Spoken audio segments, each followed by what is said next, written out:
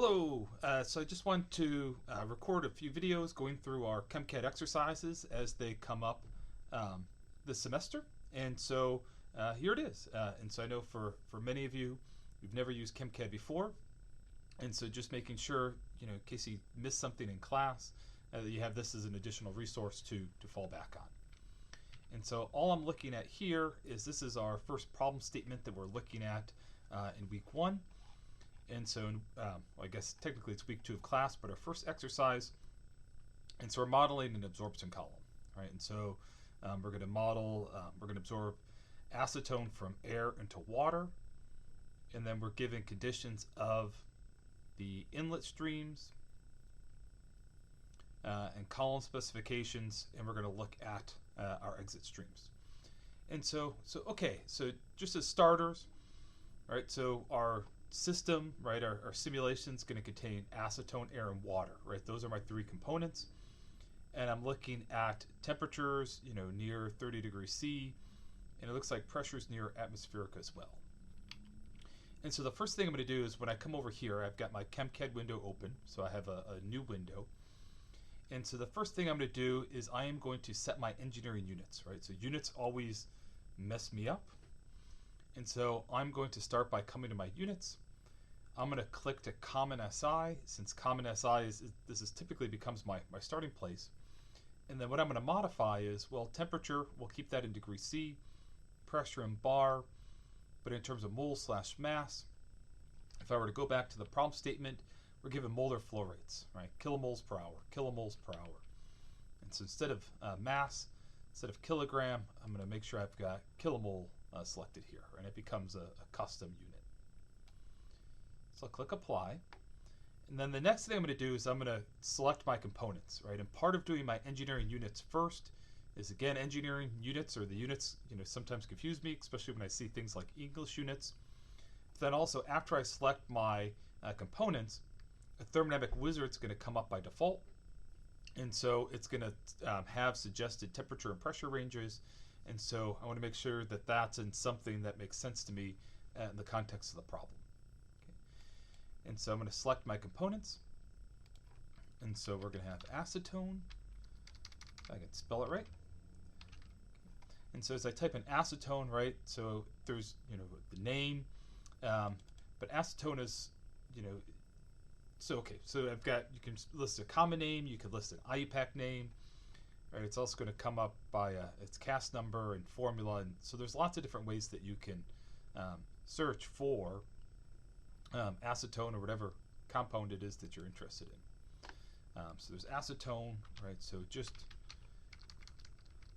for comparison, right? It's propanone, right? Is the other name for acetic acid, right? So 64.1 is the CAS. CAS is kind of that unique universal identifier. Okay, so I've got acetone, but propanone also would have worked. So we have acetone, water, and air. Okay, so let me get water. And then I'm going to add air. Okay. Now air, right? Air we know is a mixture primarily of oxygen and nitrogen. Right, but we model it as just air for convenience in this problem. So I'm going to click OK. Okay, and then it's going to go to this thermodynamic wizard. Okay, and so you can select components to ignore. Right, so next time around I might select to ignore air, since I know that I'm going to get an error message that I'm missing BIPs for air, because air is not an actual chemical species. Okay, but you'll see. I could select air to ignore, but I'll leave it in there for now, just for illustration purposes. And then I'll have temperature and pressure ranges that you might encounter in your simulation. And then based on this, it's going to come up with recommendations of a thermodynamic model to use. Okay, and so without anything else, okay, for this K model, you could think of that as my X is Gibbs free energy model, or how I'm going to model my phase equilibria. And then I've got my enthalpy model. Okay, so it's going to use UNIFAC as a GE model, and then a latent heat model for H. Okay, and so I'm just going to click OK and have all these defaults. Right, and you'll see I get a warning that UNIFAC groups are missing for air. Okay, and that's okay. Okay, we'll just leave it as is for now. Okay, and we're going to do a couple of different things, right? So one, I could leave that as is. Okay, the other thing I can try is if I come back over here to this tab Thermophysical, I can click Suggest Thermodynamics, okay, and I could tell it to ignore air. Okay, and if I were to try that again, now it's going to come up with a different recommended model, NRTL. Right, so by telling it to ignore air, I'm telling it that all I'm looking for is a model to model water and acetone. Right, I'm ignoring those interactions with air. Okay, so it recommends NRTL. And then how do I deal with air? Well, how I deal with air is it brings up this thermodynamic settings then after it selects your model, right? And just as a note, right, there's tons of models available that you can select. Okay, but that's another conversation. How I'm going to deal with air though is in this right hand side there's a checkbox here for set Henry's components. And so what I'm going to do is I'm going to specify that I'll model air using Henry's law. Okay, and then hopefully there's a Henry's constant available for air, and that's what will get used in the calculation. Okay, so set Henry's components. Okay, click OK, and then I'm going to select air. Right, is being modeled via Henry's law. Cool. Okay, and so you'll see we've got BIPs for acetone water using NRTL, right, and there they are. Right, and how these models come up, how they make recommendations, is looking at acetone water. If there's some experimental data, right, when I have BIPs using a model like NRTL, right, those are experimental based BIPs, and so CHEMCAD would have some internal experimental data for water acetone. They would fit a bunch of different GE models to it, and NRTL is the one that would have resulted in the best fit. So there you go, there you have it. It becomes an easy choice when I just have one pair, right? Because it's just that one system I'm trying to model. All right, so now we want to model absorption. Okay, so I'm going to come back over here to my home screen. So I'm going to model an absorption column. And so how I'm going to do that is over here on the right, I have my unit ops. Okay, and so I'm going to scroll down. And so for absorption, we model our column using this SCDS column. SCDS column. This is the same column we're going to use to model a rigorous continuous column distillation. Okay. But we're going to model our absorption column using this SCDS column.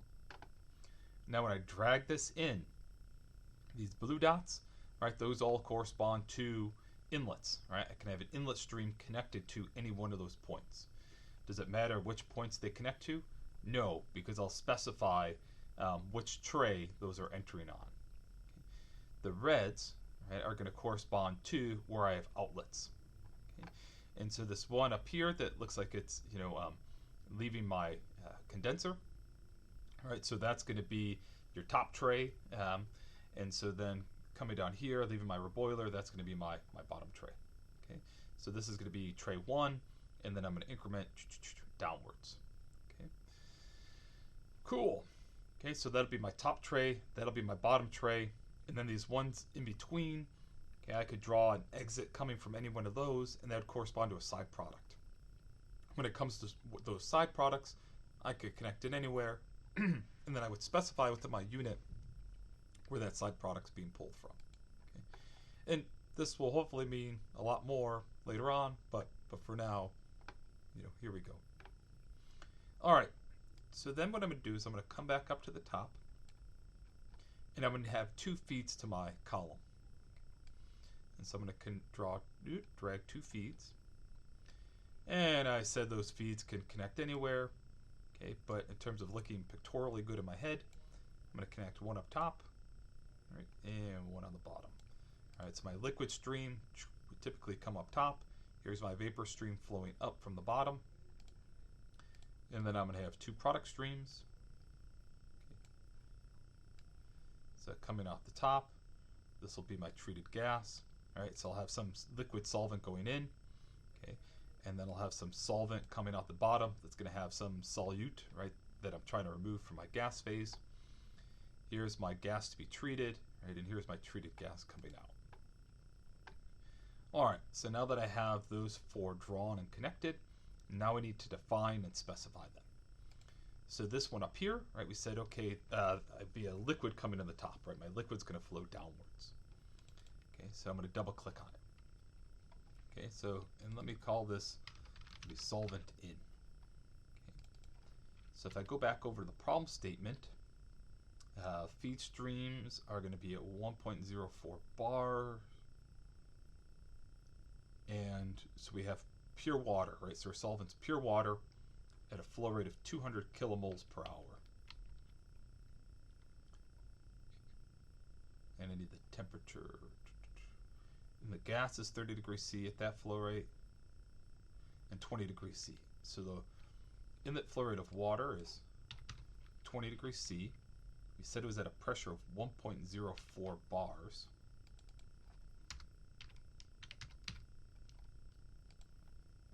Cool. So now this top part up here, temperature, pressure, vapor fraction, enthalpy megajoules per mole, right? So the idea, or even just vapor, temperature, pressure, vapor fraction. Okay, so then coming down here, composition unit. Okay, so composition, I could specify the flow rates of all my components. Okay, and then once I have the flow rates of all my compositions, right, it would go ahead and it would compute a mole frac. Okay, just me personally, in this problem, I'm going to change it to mole frac since that's what we're given in the problem statement. Right, so I would specify that I have pure water. Okay. All right, so now if I have a single component, single phase system, right, I have 2 degrees of freedom. And so by specifying temperature and pressure, right, that should be enough to fix the state of my system.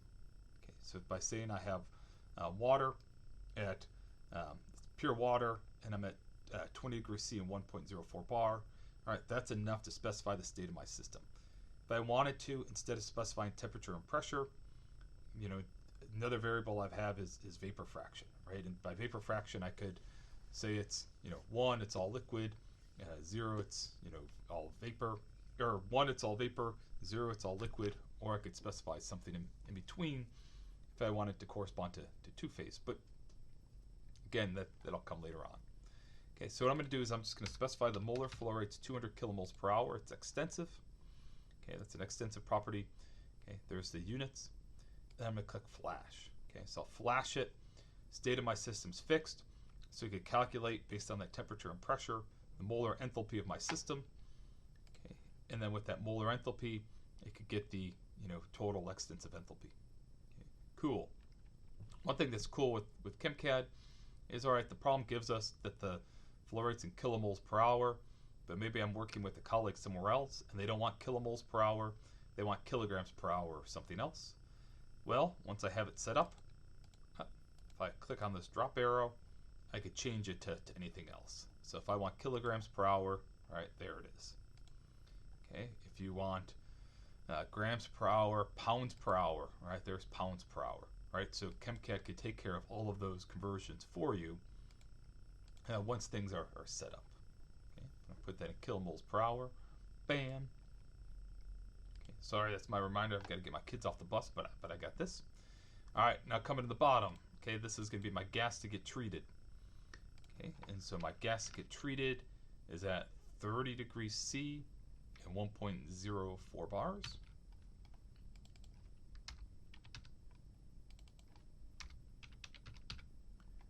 Bam.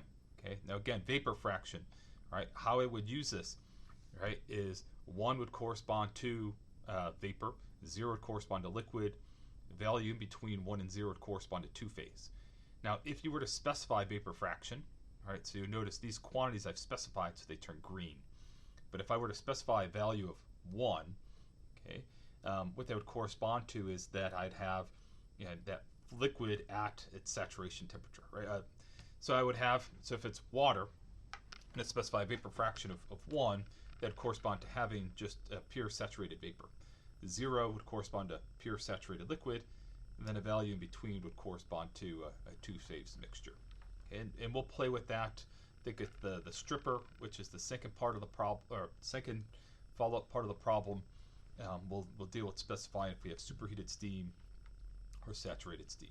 Right, so we'll get an example there. Okay, my gas has a flow rate of 100 kilomoles per hour. Okay, so I can't just specify it, right? So I've got to specify molar flow rates of all my components, which it then uses internally to calculate mole fracs, and then it can sum them up to get the total flow rate.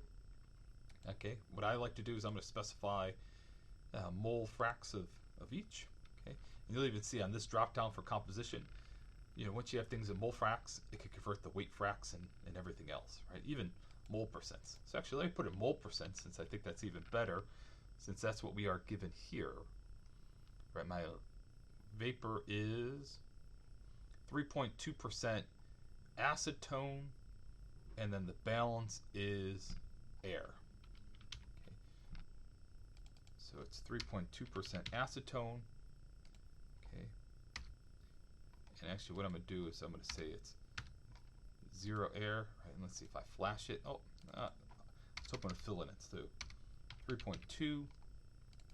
Then what is this? 96.8% air. Right, that sums to 100. Total flow rate is 100 kilomoles per hour. Right, got it. Right, cool. So this is my gas phase in. Okay. Now in terms of my column, okay, so stream 1 here, that's my solvent in. Stream 2 here, all right, that's my gas going in. So to specify my column, I'm going to double click on it. Okay, I'm going to see if I can move it over so I can keep seeing my streams. Okay, and so now in the green here, this green, that corresponds to information I need to specify to get this to run. Okay, so I need to specify or have values in the fields that are in green. Okay, so I need to specify the number of stages. So in the problem statement, okay, we're told that we're going to have a column with 6 stages. Okay, cool. Column is number of stages 6. All right, solvent 1 or stream 1. Right, this is the one I said is coming to the top. Now remember the convention is is that my top stage is going to be 1, and then it's going to increment downwards, right, to stage n. So stream 1 is going to enter on tray 1, okay, or stage 1, and then I'm going to exit out of, you know, stage n, which is stage 6. Okay, cool. And this is again, I could have connected my inlet to any one of these blue dots. All right, I make that comment because then I could specify here. Okay, I like to draw them right at the top and the bottom because that's where they physically are, so it makes the most sense to me in my mind. Pressure. Okay. So the problem says that we are going to operate our pressure or our column at 1.03 bars. So if you remember our inlets, we said were 1.04 bars. So your column needs to operate at a pressure equal to my inlet streams or less. Now how you specify the pressure is, if I don't specify anything, is it'll just assume that the column operates isobarically and that the pressure is equal to that of my inlet feeds. If I want to specify a pressure, how I'm going to do that is over here, okay, up top here under top pressure. Okay, I just assume that the top pressure, I specify a value of 1.03 bars. That'll assume it's isobaric and use that pressure throughout my column. Okay, cool. You'll see you can also specify things like pressure drops and the like. Okay, but here, I'm just going to specify a pressure of 1.03 bars is the top pressure. It'll assume it operates isobarically, and so then, yeah, that's what's used. All right. I should point out here, condenser type, right? We just have none.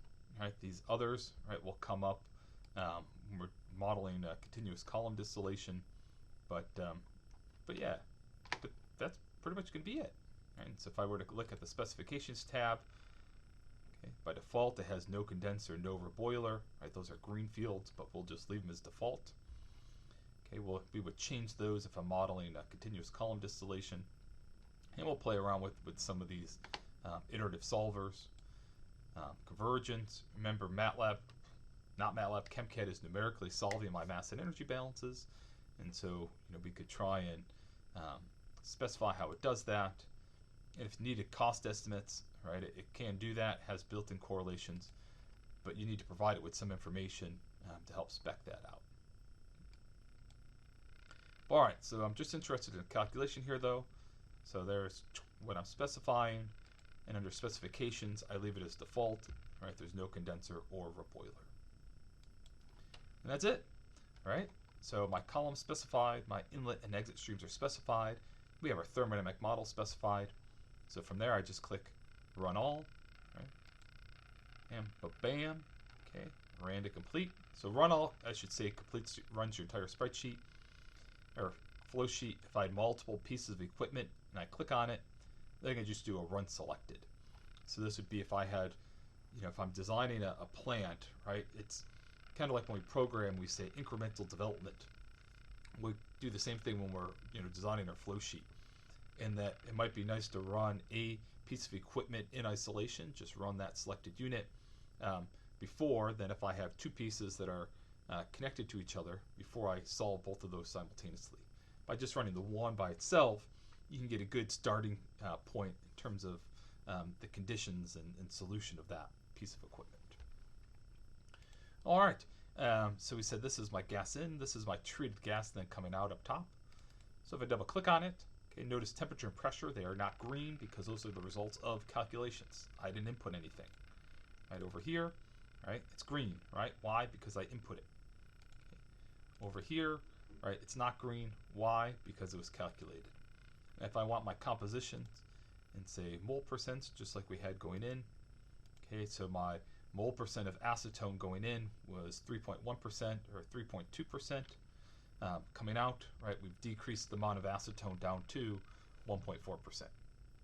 What's also interesting though is now I also have some water leaving in my gas phase, right? And so, this is important in terms of that solvent, right? So when I think about absorption, okay, separations are non-spontaneous processes. So I need to, add some separating agent to my process. Distillation, right, it's money, I'm adding heat.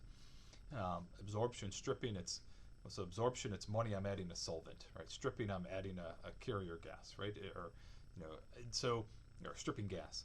And so here, right, the money comes in the solvent, right? And so I'm losing, solvent, I'm losing money, right, out the top of my column. Okay. And then coming out the bottom, right, is going to be my water stream, right? So essentially it's virtually pure water. Okay. Let me change this to mole percent as well. Right, essentially it's pure water, right, with a small amount of acetone and then a tiny amount of air. Okay. Remember the molar flow rate of water going in was 200 kilomoles per hour. Gas was just 100, which is why that percent looks a little smaller. Cool.